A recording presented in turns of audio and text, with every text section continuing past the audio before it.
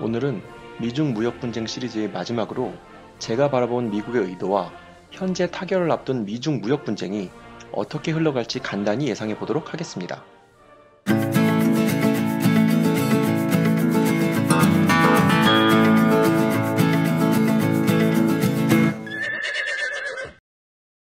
지난 시간 중국의 문제는 부채가 아니라 떨어지고 있는 성장률과 이것을 상쇄할 고부가가치 산업으로 전환하는 것이라고 말씀드렸습니다. 중국의 이러한 속내를 가장 잘 알고 있는 것이 바로 미국입니다. 그렇다면 미국은 중국을 어떤 방식으로 견제하려고 하는 것일까요? 현재 트럼프 행정부가 무역 분쟁을 일으킨 표면적인 가장 큰 이유는 불균형한 무역 수지에 있습니다. 미국의 무역 적자 중 40에서 50%를 차지하는 중국의 자국의 무역을 보호하고 불공정한 무역 시장을 바로잡겠다는 취지로 미국은 무역 전쟁을 선포한 것입니다. 미국은 2018년 7월부터 9월까지 총 3차례 2,500억 달러의 관세를 부과하며 무역 적자를 상쇄하고 있습니다. 무역 협상이 거의 타결된 현재까지도 관세를 유지하고 있고, 들리는 말에는 무역 협상 이후에도 중국의 합의 사항 이행 정도에 따라 관세를 당분간 유지할 것이라고 합니다. 하지만 관세나 협상 합의를 통해 미국의 무역 수지가 개선되는 것은 단기적인 미봉책일 것입니다. 이러한 무리한 요구들로 중국 경기가 후퇴하는 상황이 온다면 미국의 경기도 부진할 수밖에 없을 테니까요. 그만큼 세계의 경제는 얽혀있고 미국과 중국은 서로에게 중요한 파트너입니다. 아니, 중국과 미국이 싸우고 있는데 중요한 파트너라고요? 네, 맞습니다.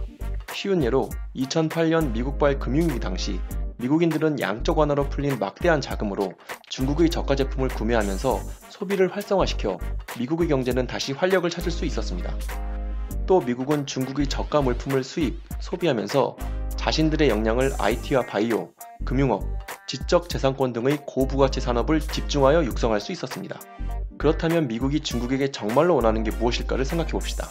경제적인 측면에서 미국은 경제적으로 추락한 중국이 아니라 자신들이 통제 가능한 중국을 원하는 것입니다. 최근 개봉한 영화 국가부도의 날에서 IMF가 한국 정부에게 요구한 것들이 있습니다.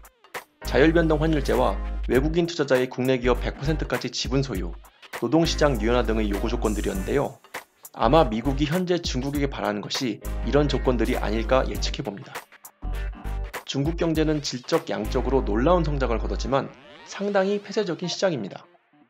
환율제는 매일마다 환율의 변동 범위를 지정하는 고정환율제를 채택하고 있으며 주식시장에 외국인 투자자들이 접근하는 것을 철저하게 제한합니다.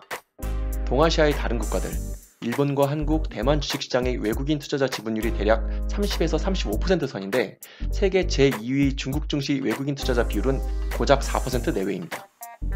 그렇다고 기업의 상황과 회계를 한국과 같은 공신력 있는 국가기관에서 투명하게 공개하는 것도 아닙니다. 또 최근에는 중국 정부가 우량한 기업들을 국유화하고 있는데요.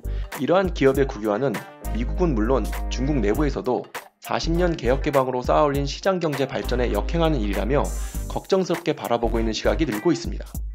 이러한 폐쇄적인 시장에 가장 불만이 많은 것은 역시 미국입니다.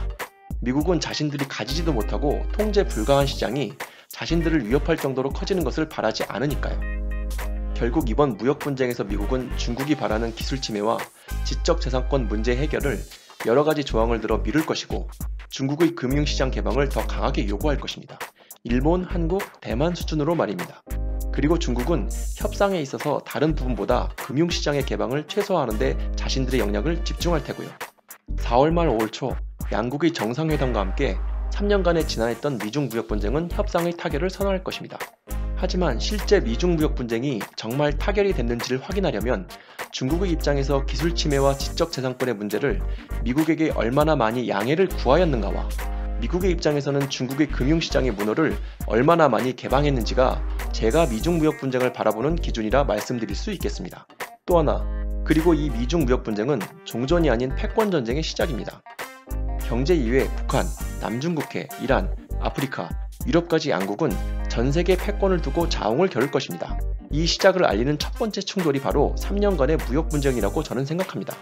지금까지 3편으로 미중 무역 분쟁을 간단히 분석해 봤습니다. 미중 무역 분쟁의 협상 결과가 나오게 되면 또 다른 분석을 올리도록 하겠습니다. 긴 시간 동안 봐주셔서 감사합니다. 그럼 다음 시간에 뵙겠습니다.